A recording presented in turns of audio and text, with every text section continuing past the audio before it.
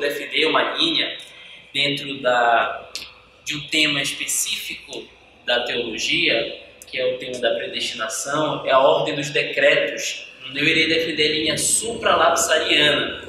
E eu quero hoje convidar os irmãos a abrirem suas Bíblias, por gentileza. Em seguida vamos fazer uma breve oração. Em Efésios capítulo 1, verso 4 e verso 5. Diz assim a palavra de Deus: como também nos elegeu nele antes da fundação do mundo, para que fôssemos santos e irrepreensíveis diante dele em amor, e nos predestinou para filhos de adoção por Jesus Cristo, para si mesmo, segundo o beneplácito da sua vontade. Oremos, irmãos. Soberano Deus, queremos ser gratos a Ti por esse momento e por essa palhinha, Pai. Não poderíamos começar de maneira melhor a não ser orando, falando contigo.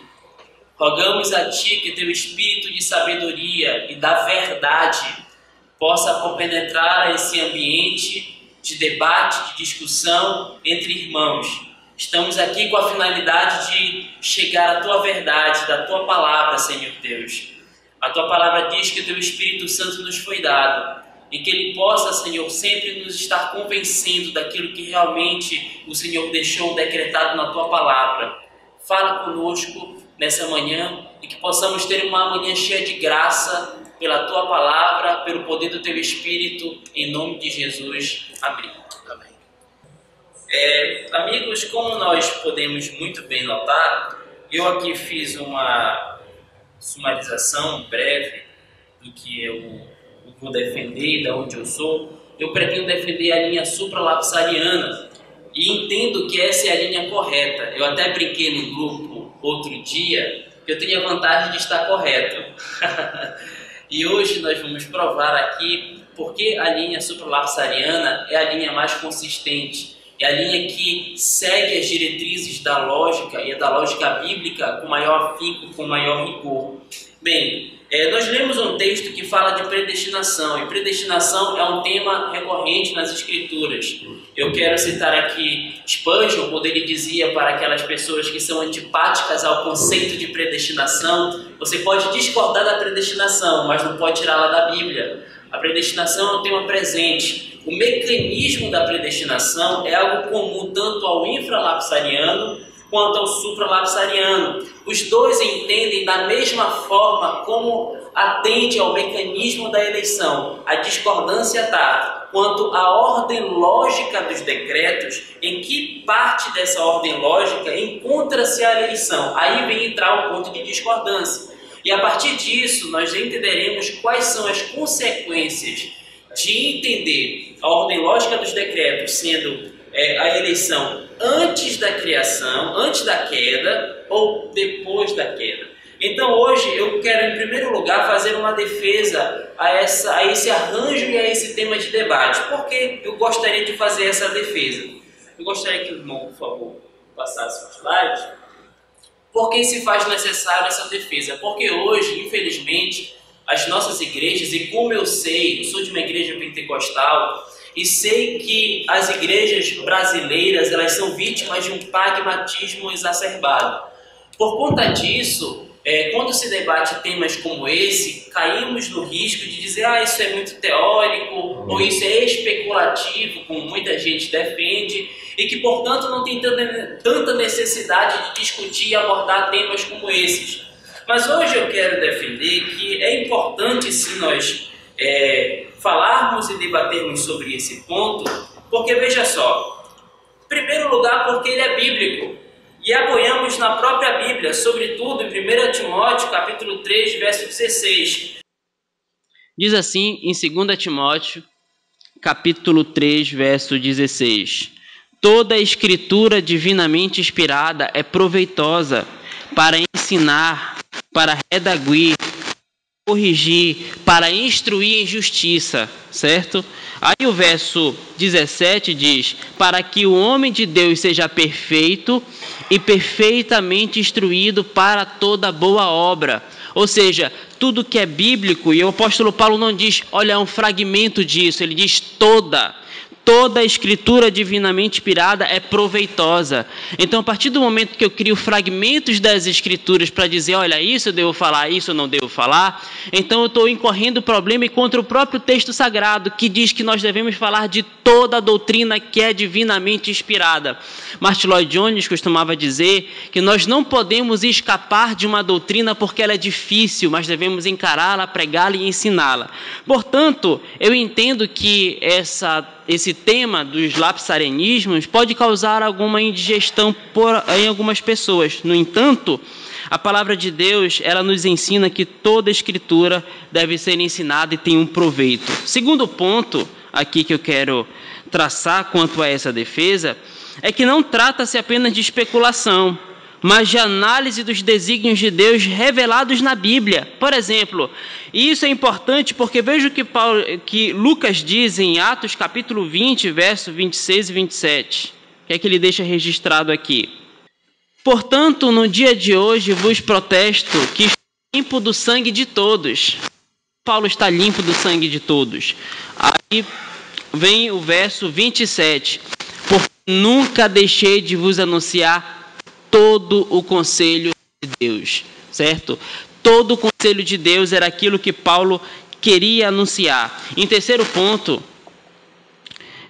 quanto a alguns que dizem que isso não há utilidade na igreja, afirmam outros com base na proposta puramente teórica do tema. Ora, se essa crítica fosse crível, deveríamos remover das escrituras toda referência que diz respeito à metafísica, começando com o conceito de soberania expresso em Romanos capítulo 9.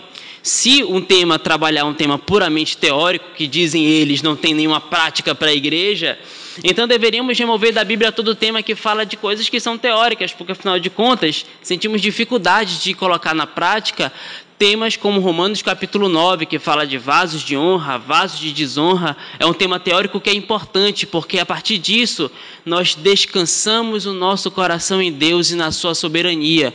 Entendemos que Ele é soberano em tudo. E a linha supralapsariana defende a soberania exaustiva de Deus, que Deus é soberano sobre exatamente tudo, que absolutamente nada foge dos decretos de Deus, que não há e não existe espaço para meras permissões dentro desses decretos, e que Deus ele decreta absolutamente tudo, como nós iremos trabalhar aqui. Bem, a partir desse momento, o que é mais importante no que diz respeito aos decretos divinos é quanto ao seu propósito ulterior, né? O seu propósito máximo. E aqui nós entramos num ponto de vista divergente de muitos dos nossos irmãos infralapsarianos, no que diz respeito ao propósito ulterior, sobre qual é a finalidade das coisas. Porque dentro da ordem dos decretos, o supralapsariano tem isso muito em mente, que o propósito ulterior, e talvez alguns infralapsarianos também vão outorgar a si essa autoridade, mas mostraremos como ela é sistema maior dentro da linha supra. Vejam só o que diz em João capítulo 17, verso 5. A oração sacerdotal aqui de Jesus, a oração de intercessão que Jesus faz. E olha o que ele diz, o verso 5. Agora, glorifica-me tu, ó Pai, junto de ti mesmo, com aquela glória que tinha contigo antes que o mundo existisse. Aí o verso 24, Jesus ora também: Pai, aqueles que me deste, quero que onde eu estiver, também eles estejam comigo, para que vejam a minha glória que me deste, porque tu me has amado antes da criação do mundo. Observe qual é o propósito ulterior de Deus. É a glória do seu Filho amado. Esse é o propósito de Deus. Tudo que acontece, a criação, a queda, tudo que ocorre, os eventos contingenciais ocorrem na perspectiva da glória de Jesus. Tudo ocorre para a glória de Jesus. Esse é o princípio ulterior. Os reformadores entenderam isso e tem um dos princípios, a soli deo glória, porque tudo é para a glória dele, tudo está consubstanciado na glória dele. Esse é o princípio ulterior. Então o decreto de Deus, em primeira vista, é glorificar o seu Filho. Esse é o primeiro ponto, e isso é marcante dentro da percepção supralapsariana. Por exemplo, aqui olha, a linha supralapsariana é mais lógica por estabelecer o axioma da razão, onde se estabelece primeiro o fim para então ir aos meios. A própria literatura secular entende isso. Veja o que diz a filósofa Maria Lúcia de Arruda Aranha. Veja só, irmãos, porque eu faço questão de falar isso, porque dentro da linha supralapsariana nós entendemos que Deus primeiro estabelece o fim. Nos decretos ele estabelece o fim, para depois trabalhar os meios. A ordem de execução de Deus, ela já vai da ordem inversa dos decretos. Então aqui, amigos, Deus ele primeiro estabelece o fim, e essa é a maneira racional como nós fazemos as coisas. O supralapsariano entende isso. Imagina só, eu quero construir uma casa, eu primeiro idealizo, coloco o fim, eu quero construir a casa, e depois eu parto para os meios, né? O infralapsariano, às vezes, eles entendem que eu vou pegar um tijolo, colocar, acimentar, colocar o tijolo, e ocasionalmente eu chego a alguma coisa que pode ser uma casa. Eu primeiro vou dos meios aos fins, quando na verdade o que diz respeito à razão é, primeiro nós idealizamos o fim, para então partir aos meios. Veja o que a filósofa fala. Os atos instintivos são cegos, ou seja, os animais ignoram a finalidade da própria ação. O ato humano, em contrapartida, é consciente de finalidade. Isto é, o ato existe antes como pensamento, como possibilidade, e a execução resulta da escolha de meios necessários para atingir os fins propostos. Primeiro, Deus estabeleceu o fim. E depois que Deus estabeleceu essa finalidade, depois que Deus estabeleceu tudo, é que ele parte para os meios, para os mecanismos. Os meios vão trabalhar na perspectiva do fim, e não o contrário. Veja, depreendemos do texto, portanto, que qualquer ato sem finalidade é animal, ou melhor dizendo, é irracional. Logo, o infralapsarianismo é uma conclusão irracional por ignorar a regra de finalidade, né? O irmão Efraim vai ter toda a possibilidade de depois fazer uma contraproposta, tá? Número 2. Eu estou aqui usando, irmãos, da ordem lógica dos decretos dentro da linha que é preferível. Eu estou me baseando aqui no teólogo chamado Hermann Wexman, né? Ele coloca dentro de uma proposta em que é melhor para nós entendermos, sem cairmos no risco de confundirmos a ordem dos decretos como algo temporal, porque todos os decretos de Deus eles são eternos na mente de Deus. Não há divisões temporais na mente de Deus. Todos eles são eternos com o próprio Deus, tá? No sentido que nós vamos trabalhar aqui a ordem lógica desses decretos, que é diferente da ordem que é temporal. Veja, número 2. Seu propósito ulterior de glória eterna inclui o estabelecimento de seu pacto. Para a realização desse propósito, o Filho se torna o Cristo, a imagem do Deus invisível, o primogênito de toda a criação, para que nele, como primogênito dos mortos, toda a plenitude de Deus pudesse habitar. Depois, quando Deus estabelece o fim da glória do Filho, ele determina que o Filho seria o Cristo, o Deus homem, o Deus que iria encarnar-se. E observa que Deus não tem em mente aqui na ordem lógica, em primeiro lugar, o pecado. Ele primeiro assim estabelece o Cristo. Ele vai vir. Eu vou glorificar ele como Cristo, como Deus homem. Isso é interessante, porque ele estabelece aqui o fim para depois ir trabalhar os meios. Abra suas Bíblias comigo, por exemplo, em Colossenses capítulo 1, verso 18 a 20. E vamos ler as duas referências. Depois, 1 de Pedro, capítulo 1, verso 19 e verso 20. Vamos primeiro ler aqui a referência de Colossenses. Colossenses capítulo 1, verso 18 ao verso 20. Diz assim a palavra de Deus.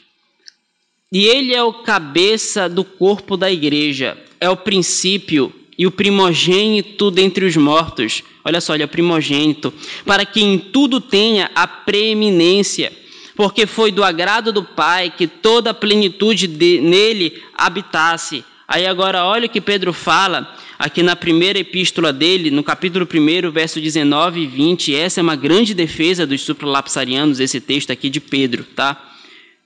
1 de Pedro, capítulo 1, verso 19 e verso 20. Vejam, olha o que Pedro fala, né? Mas com o precioso sangue de Cristo, como de um cordeiro imaculado e incontaminado, ao qual, verso 20, na verdade, em outro tempo foi conhecido, ainda antes da fundação do mundo, mas manifestado nesses últimos tempos por amor de vós. Observa que o Cordeiro foi dado aqui antes da fundação do mundo, sem ao menos considerar o pecado. Então, amigos, o próprio texto é uma grande defesa de que Deus estabeleceu os fins. Fim de glorificar o seu Filho, o fim de encarnar o seu Filho, o fim de mostrar o Deus homem, Cristo homem, para então depois trabalhar os meios. Vincent Young, alguns têm medo dele, né? Mas simplesmente é um grande apologeta e um ferrenho teólogo. Eu costumo brincar dizendo que em terra de Young chora infra e cessa. Vamos lá, olha o que Vincent Young diz. Isso nos fala... É brincadeira, tá, irmãos? Então vamos levar para o lado pessoal, por favor. Isso nos fala o que temos sugerido acima. Que a redenção... Ele está falando do texto que nós lemos de Pedro. Que a redenção não foi uma reflexão posterior e nem mesmo uma reação ao pecado. Mas Deus já tinha decretado que Cristo redimiria os eleitos por seu sangue, mesmo antes da criação. Ou seja... Jesus nos elegeu antes mesmo de considerar o pecado e ele foi dado antes de considerar a natureza pecaminosa do homem, antes de considerar o pecado e a queda.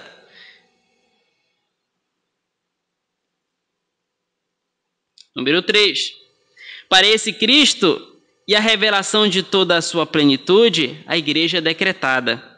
E todos os eleitos no decreto de Deus, Cristo não é designado para a igreja, mas a igreja para Cristo, certo? Não é aquela coisa hoje pragmática que estão dizendo por aí, né, de alguns pregadores, dizendo, olha, você é o centro do coração de Jesus. Não é, amigo. Não é. Olha aqui. Porque, na verdade, nós fomos feitos por Ele. Para Ele são todas as coisas. Diz Atos capítulo 17 que nele nos movemos, existimos e vivemos. Tudo está consubstanciado nele. A vida que nós temos está consubstanciada nele. Fomos feitos para ele. O propósito da nossa vida é glorificar a Cristo. Todos os demais propósitos estão sob o propósito máximo, a máxima que temos de glorificar Cristo, de glorificar Deus. E entendemos isso, nós supralapsarianos, de maneira assim, com todo rigor e até as últimas consequências. Veja, no decreto de Deus, Cristo não é designado para a igreja, mas a igreja para Cristo. A igreja é o seu corpo e serve por propósito para revelar a plenitude que há nele. Eu gostaria de voltar ao texto de Efésios, porque eu quero estabelecer uma diferença que Thomas Goodwin faz nesse texto, tá? Thomas Goodwin foi um grande defensor do supralapsarianismo, mais especificamente o supralapsarianismo cristológico, que é a posição que ele toma, né, partida a cristologia dele. E Thomas Goodwin ele tem uma visão peculiar aqui desse texto. Vamos lá, para Efésios 1, 4 e o versículo 5. Quando diz assim: como também nos elegeu nele antes da fundação do mundo, para que fôssemos santos. Primeiro, o verso 4 diz que ele nos elegeu nele. O verso 5 fala sobre predestinação e o verso 4 sobre eleição. Thomas Goodwin, ele faz uma diferença entre esses dois termos, certo? Aqui no verso 4, quando ele fala que como também nos elegeu nele, é a nossa eleição em Cristo. É a nossa eleição sem considerar o pecado. É a nossa eleição para o fim. Agora, quando no verso 5, e nos predestinou para filhos de adoção, aí Goodwin já vai entender que aqui é Deus já tratando dos meios. É Deus já tratando daquilo que ocorreria aqui entre nós, dos mecanismos e dos eventos que se desencadeariam nesse mundo. Por isso que ele fala, e nos predestinou para filhos de adoção por Jesus Cristo, para si mesmo, segundo o beneplácito da sua vontade. E guarda essa palavra, beneplácito da vontade dele. Tudo que ele faz é pelo beneplácito de sua vontade, porque algumas vezes, quando vamos fazer algumas inferências lógicas dessas afirmações, nós sentimos dificuldades de conciliar com essa questão de que a vontade de Deus ela é boa, porque entendemos na linha supralapsariana que aqui que Deus ele elegeu a igreja e logo no tópico 4 de imediato, ele também elegeu os réprobos, tá? ele determinou e decretou os réprobos para vasos de ira, para a glória de Cristo. A reprovação serve para o amadurecimento do trigo, ou seja, aqui já está falando do propósito dos réprobos. Deus, ele não apenas elegeu aqueles que iriam ser salvos, mas elegeu aqueles que iriam ser destruídos. A linha infralapsariana, pelo menos na maior parte dela, entende que Deus elegeu os salvos e deixou a própria sorte àqueles que não iriam ser salvos. Pelo menos essa é a linha que é defendida pelo doutor reverendo Augusto Nicodemos. Mas não entendemos que não é assim. Mesmo se for entendido dessa forma, né, deixar as pessoas ao seu próprio sorte, isso é determinar para a reprovação. Vamos ser, na verdade, honestos com o que isso realmente quer dizer, né?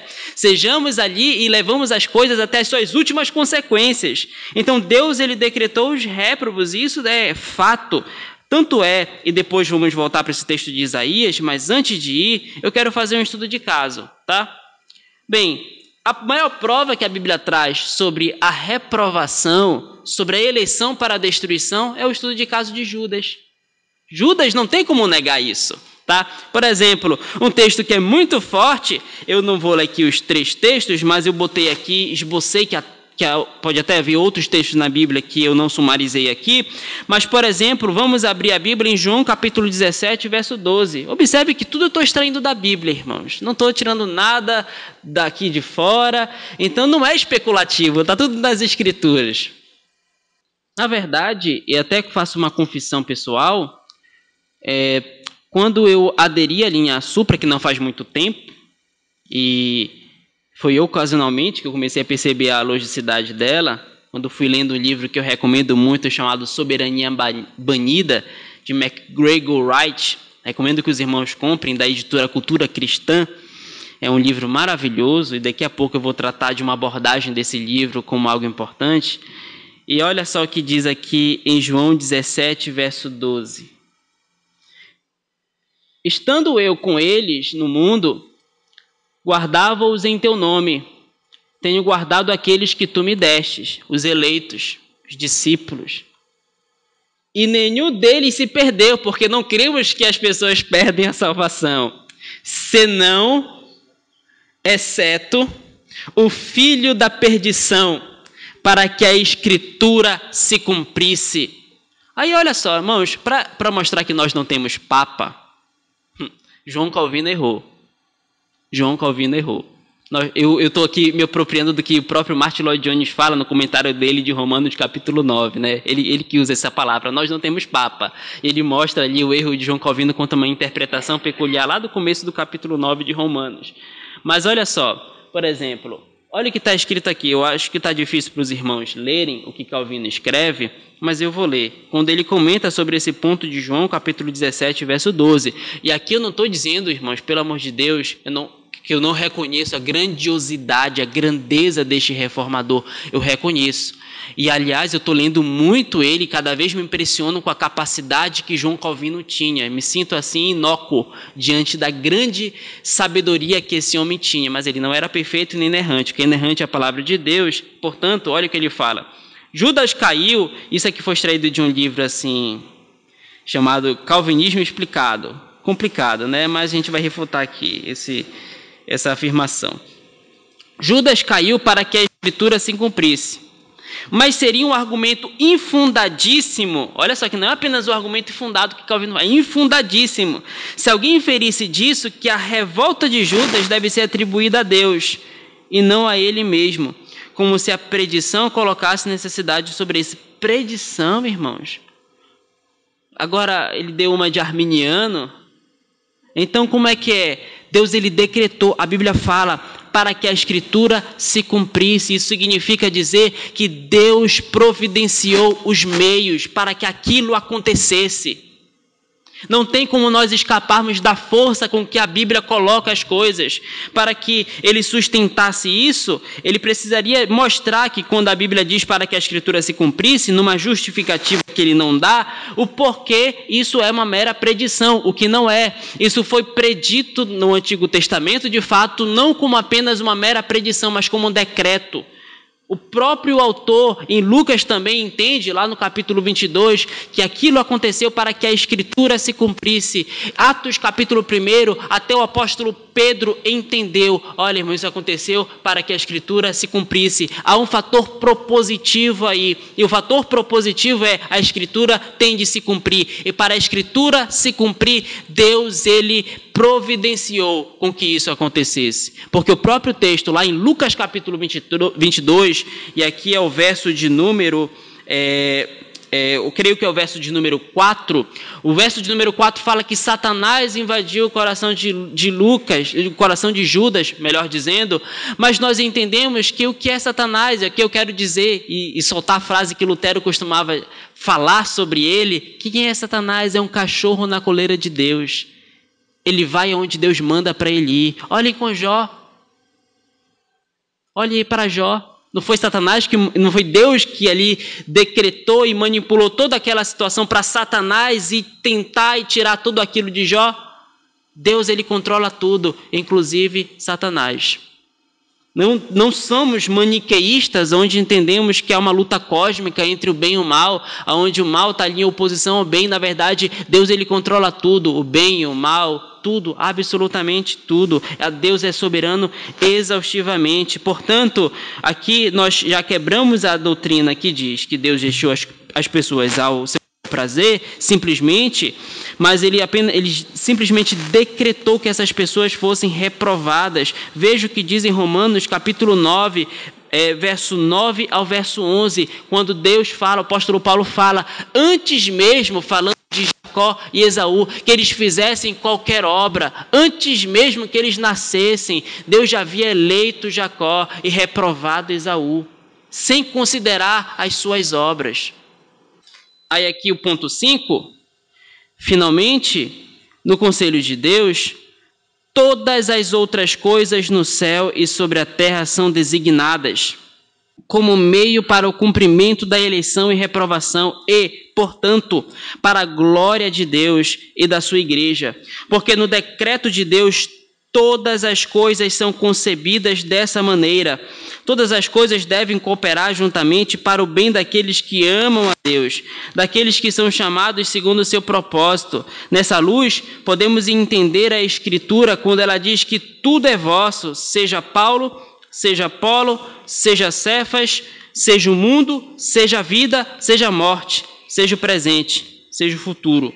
Bem, então, irmãos, nós compreendemos que aqui, depois que Deus ele decretou todas as coisas, ele elegeu os seus filhos para a salvação, reprovou aqueles que seriam réprobos, predestinou aqueles, já estamos falando dos meios com que Deus ele vai sucedendo todas as coisas, entendemos que tudo é isso, 10 minutos, sabemos que tudo isso coopera para o bem daqueles que amam a Deus. Na verdade, os réprobos são pessoas que trabalham para ajudar os eleitos, ou às vezes amadurecer os eleitos, eles têm uma finalidade. Vejam, por exemplo, Isaías capítulo 43, verso 3 e verso 4.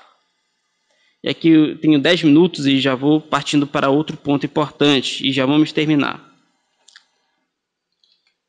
Isaías 43, verso 13 e verso 4. Os réprobos não ficam ao léu, como na doutrina supralapsariana. Ele tem um propósito. Porque eu sou o Senhor teu Deus, o Santo de Israel, o teu Salvador, dei o Egito por teu resgate, a Etiópia e Sebá por ti. Certo? Aí verso 4. Enquanto foste precioso aos meus olhos, também foste glorificado, e eu te amei, pelo que dei os homens por ti, e os povos pela tua alma. Observa aqui, irmãos, o que Deus ele entendia, o que significava os réprobos por amor dos eleitos. Deus ele movia tudo e às vezes os réprobos eram motivos de inclusive justiça. Deus usou ali os babilônicos para entrar com justiça em Judá. O rei Nabucodonosor foi instrumento de justiça de Deus para ajudar o seu povo. Então, pode passar. Bem, aqui vem uma pergunta já pertinente quanto a essa questão proposta. Se Deus decretou a queda, como podemos ser responsáveis? E esse foi o ponto da minha particular conversão ao supralapsarianismo, digamos assim. Porque eu tinha muito esse pensamento comigo. Se Deus decretou a queda, como podemos ser responsáveis? Adão não tinha livre arbítrio, porque boa parte dos calvinistas entendem que o homem perdeu o seu livre arbítrio na queda e que antes da queda o homem era livre, né? Ele tinha capacidade de não pecar, o que então, discordo que ele não tinha capacidade de não pecar. O que eu vou discordar é que Deus deixou com que isso ocorresse de maneira natural e sem a ação direta dele.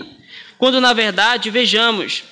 Bem, aí você me pergunta, mas espera lá, como é que nós somos responsáveis se Deus decretou a queda? Se Deus decretou que o pecado ele viesse ao mundo? Inclusive, até alguns supralapsarianos usam uma linguagem um pouco assim passiva, dizem que Deus permitiu a queda, mas na verdade Deus decretou, Deus ele formulou, Deus ele providenciou a queda. Isso é forte, mas é assim que nós entendemos. Veja, pode passar aqui o slide. Em primeiro lugar, a Bíblia em nenhum lugar associa responsabilidade com liberdade. Vejamos o conceito escriturístico de responsabilidade. Olha só, primeiro ponto. A Bíblia em nenhum lugar, desafio aqui os irmãos a me provarem que responsabilidade, nós somos responsáveis porque nós somos livres ou porque nós éramos livres antes da queda. Nenhum lugar da Bíblia fala isso. Mas olha o que é o conceito bíblico de responsabilidade. Responsabilidade, portanto, é sinônimo de prestar contas. Assim sendo, somos responsáveis porque Ele é o Criador. Nossa responsabilidade está baseada em nossa ontologia. Como assim? Porque nós somos vasos e Ele é o oleiro. Né? Segundo a analogia que é usada também em Jeremias capítulo 18. Vejam, por exemplo, o que diz Isaías capítulo 45, verso 9. Já estamos aqui no 42, vamos aqui. Isaías 45, verso 9. Ai daquele que contende com seu Criador, caco entre outros cacos de barro. Porventura, dirá o barro ao que formou, que fazes? Ou a tua obra não tens mão? Olha o que Deus está dizendo. Qual é a responsabilidade do homem? Simplesmente porque ele é vaso, porque ele é barro, porque ele é pó e porque Deus ele é o oleiro, porque Deus é o Senhor. Segundo ponto, somos responsáveis porque Ele é o ponto de referência moral para o que é certo e para o que é errado. Somos responsáveis não é porque nós somos livres ou porque éramos livres antes da queda.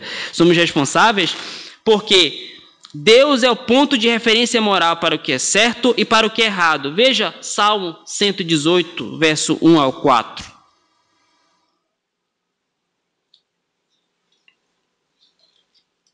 Salmo 118 diz: louvai ao Senhor, porque Ele é bom, porque a sua benignidade é para sempre. Diga agora a Israel que a sua benignidade é para sempre. Diga agora à casa de Arão que a sua benignidade é para sempre. Digo agora os que temem o Senhor que sua benignidade é para sempre. Nós somos responsáveis porque Deus ele é bom, porque Ele é o nosso padrão de moralidade, tá? Certo?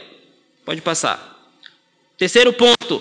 Somos responsáveis pelo conhecimento que temos. Lembra, João Calvino ele iniciou um conceito do sensus divinati, o senso de Deus, o senso do divino. Todo ser humano tem um conhecimento inato de Deus.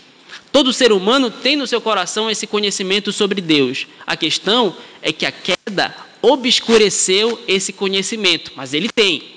A queda obstruiu esse conhecimento no sentido de que corrompeu esse conhecimento. É por isso que o homem se prostra a imagens de outros deuses. O importante é que o homem tem esse conhecimento inato de Deus.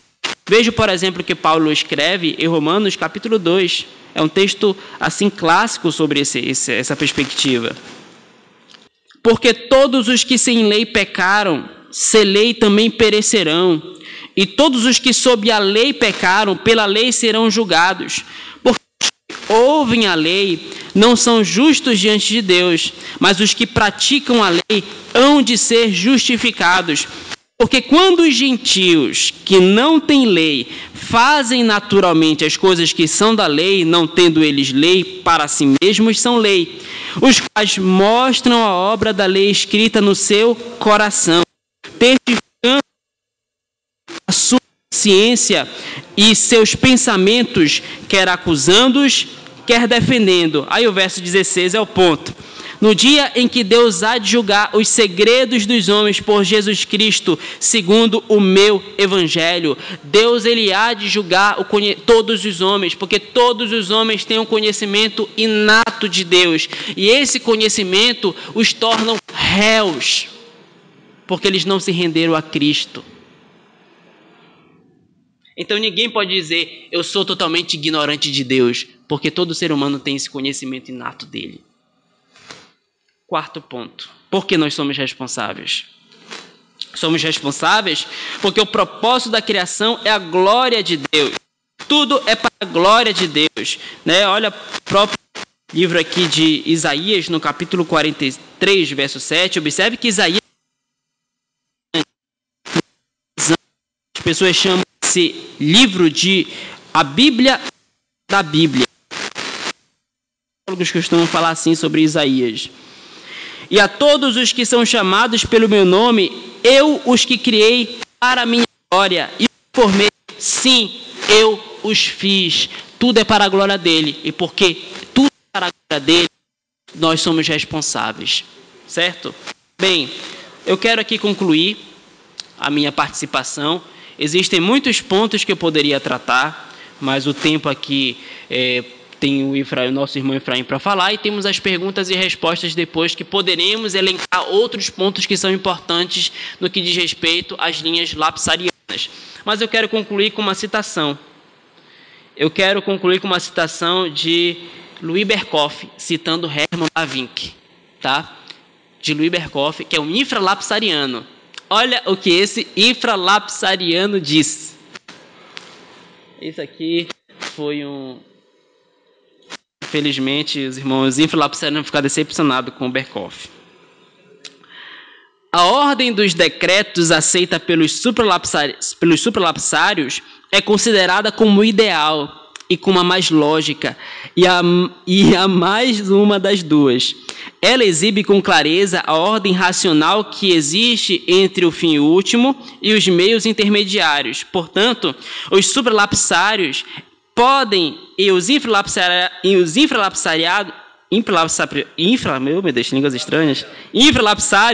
não podem dar uma resposta específica à questão, porque Deus decretou que irá ao mundo e permitir a queda. Eles fazem plena justiça à soberania de Deus e evitam todas as fúteis tentativas de justificar Deus aos olhos dos homens, ao passo que os infralapsários procuram provar a justiça do procedimento de Deus e, todavia, chegam por fim.